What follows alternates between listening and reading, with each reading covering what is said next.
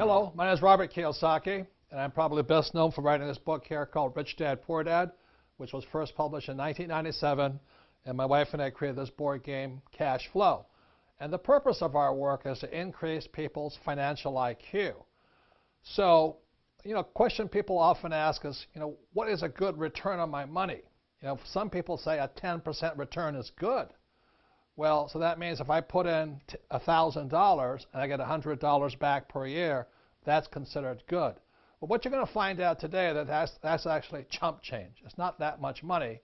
So we're going to be talking about how your financial education and a higher financial IQ can actually teach you how to make money out of nothing, something called an infinite return. So I'm going to bring up my sweetheart Kim and Ken McElroy, our business partner in our real estate deals. He's also a Rich Dad advisor, author of the ABCs of Real Estate. And they'll be actually talking about a real estate deal that we have done where we got an infinite return.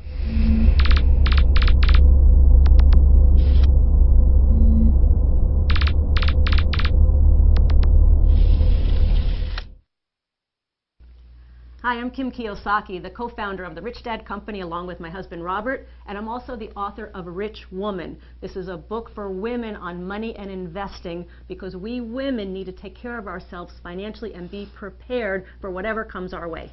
And I'm Ken McElroy, Rich Dad advisor and property investor, and we're going to talk today about principles in this book, which are basically how to buy properties at cash flow and produce infinite returns.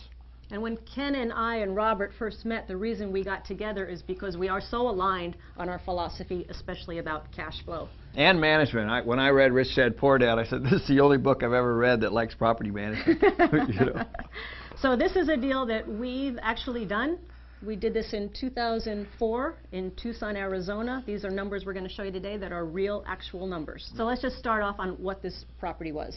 Yeah, what it was is it's a 144-unit property that's located in Tucson, Arizona, and it had 10 acres of land right next door. And so it had the ability to build an additional 100-plus units on it. So that's really why I brought it to you guys and why you ended up investing in it. So the reason I like this deal is because it was 144 units plus land. So we bought the property for $7.1 million and the land for $500,000.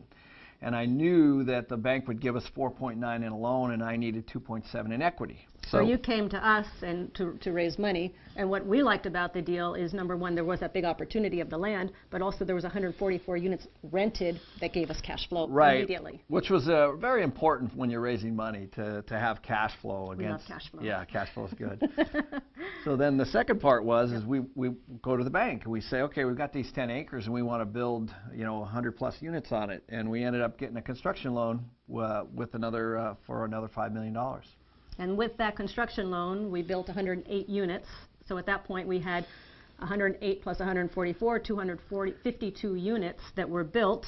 And it took us some time to get it up and running, to get it leased, get the cash flowing. And once we could get the cash flow, more income was now coming in. Right. And we were able to then at that point go back to the bank and refinance. Yeah. So it takes about a year to build it and about a year to lease up that property. So once the whole property is what the bank calls stabilized, then you go get a new appraisal. And that appraisal came in at $15.7 million. 15.7. Yeah. So of the 15.7, how much of the bank loan did we get? Well, the bank gave us 80%, which ended up being about $12.5 million in a new loan. Okay, so we got a new loan now of $12.5 million. Right, and then we had to pay off the old one, right, which was $9.2 million. Including the construction loan. Right. And that gave us a remaining $3.3 million. Correct. And from that? From that, we owed all the investors their original equity, which was 2.7. And on top of it, so that leaves another $600,000. So for Robert and me, we put in $1 million. We got our $1 million back. Plus, we got an extra $200,000 from the refinance. Right. So at that point, everybody's out. Everybody's out, and we're still getting cash flow from the property. We have no money into it, and that's an infinite return. Right. And we still own it today. Cash flow is about $300,000 a year. So once again, it takes financial IQ, financial intelligence to make money with nothing. But making money is only part of the story. The next question is, how do you pay less in taxes for the money you make? So with that, I'm going to bring up my friend, Rich Dad advisor, Tom Wheelwright. He's also the author of a book called Tax-Free Wealth. So with that, here's Tom to talk about the last deal on how we pay tax on very little tax on it.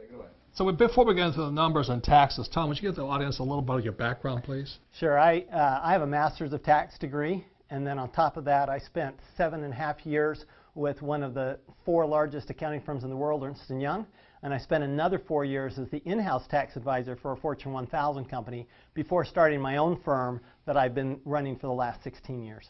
And this guy loves taxes. So let's just summarize here. Kim and I put in $1 million. We got $1.2 million back, and every month we get X number of thousands of dollars every month income. So it's an infinite return. But how does that look from a tax side?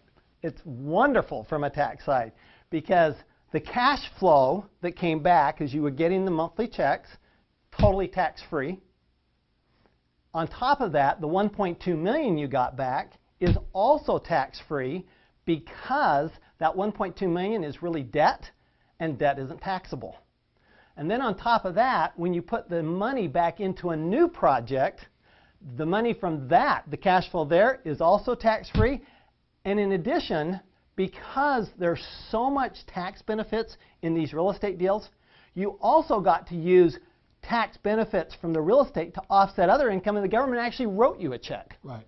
And the thing about it, the government wants you to do this because, number one, we provide housing. Okay? And we use debt because they want us to use debt. They want us to borrow money. That's exactly right. The tax law is merely a series of incentives for real estate investors, other investors, and business owners.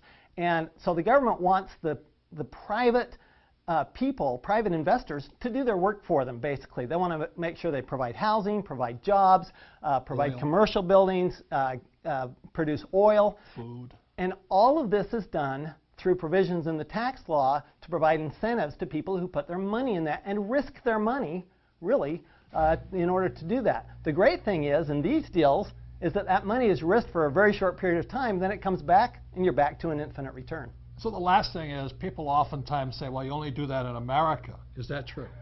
What's great, and in my book, Tax-Free Wealth, I talk about how this applies to every country.